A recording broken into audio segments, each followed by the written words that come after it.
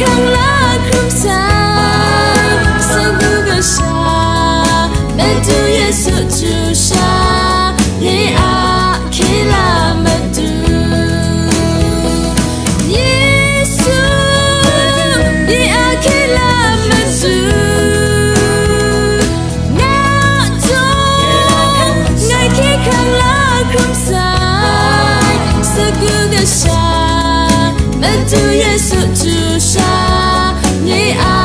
kila ma tu sang du ga sha ben tu Yesu chu sha